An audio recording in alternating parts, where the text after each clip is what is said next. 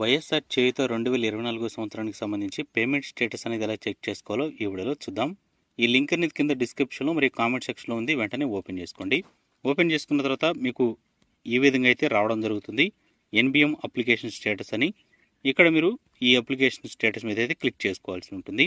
Click చేసుకున్న తర్వాత మీకు ఈ విధంగా అయితే లోడ్ అవుతుంది. ఇక్కడ స్కీమ్ అనే ఆప్షన్ దగ్గర అయితే మీరు స్కీమ్ని అయితే సెలెక్ట్ చేసుకోవాల్సి ఉంటుంది. ప్రజెంట్ మనం వైఎస్ఆర్ చేయుత కాబట్టి కింద స్క్రోల్ చేస్తే ఇక్కడ వైఎస్ఆర్ చేయుత అని కనబడడం జరుగుతుంది. ఇక్కడ సంవత్సరం అని అడుగుతుంది. సో 2024-25 సంవత్సరం కాబట్టి 2024-25 అయితే క్లిక్ చేసుకోండి. ఆ తర్వాత ఇక్కడ ఏదైతే ఎవరైతే వైఎస్ఆర్ చేయుతలో మహిళలు ఉంటారో వాళ్ళకి సంబంధించిన మనకి ఆధార్ నెంబర్ అయితే ఎంటర్ చేయవలసి ఉంటుంది. దానికి తప్పనిసరిగా ఫోన్ నెంబర్ లింక్ అయితే ఉండాలి. ఇక్కడ నా దగ్గర ఉన్న ఆధార్ కార్డ్ నెంబర్ని అయితే నేను ఎంటర్ చేస్తున్నాను.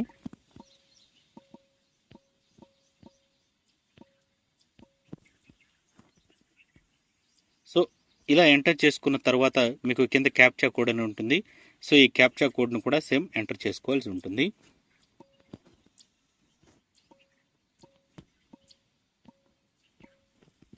సో ఇలా ఎంటర్ చేసుకున్న తర్వాత గెట్ ఓటీపీ మీద అయితే క్లిక్ చేసుకోవాలి. ఇక్కడ గెట్ ఓటీపీ మీద క్లిక్ చేసిన తర్వాత your Aadhaar will be authenticated అని ఉంటుంది. సో ఓకే మీద అయితే క్లిక్ చేయండి. ఓకే మీద క్లిక్ చేస్తే మీకు ఈ విధంగా ఓటీపీ సెండ్ సక్సెస్ఫుల్లీ అని రావడం జరుగుతుంది. ఇక్కడ ఓటీపీ కూడా రావడం జరిగింది. ఈ ఓటీపీని ఇక్కడైతే ఎంటర్ చేయాలి. ఈ ఓటీపీని ఇక్కడ ఎంటర్ చేద్దాం. సో ఎంటర్ చేసిన తర్వాత వెరిఫై ఓటీపీ అనేది కదా, సో దీని మీద అయితే క్లిక్ చేసుకోవాలి.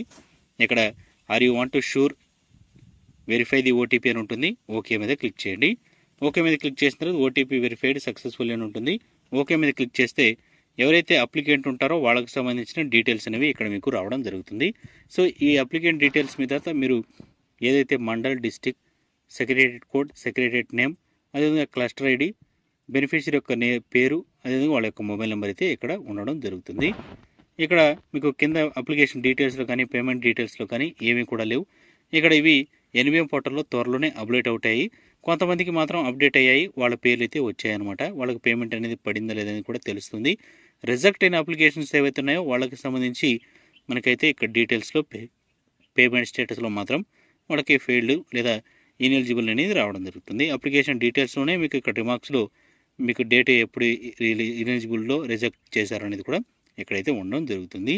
సో పేమెంట్ అనేది ఒకవేళ అప్రూవ్ అయితే మాత్రం, పేమెంట్ మీ బ్యాంక్ అకౌంట్లో పడితే మాత్రం ఇక్కడ స్టేటస్లో పేమెంట్ సక్సెస్ఫుల్ అని రావడం జరుగుతుంది.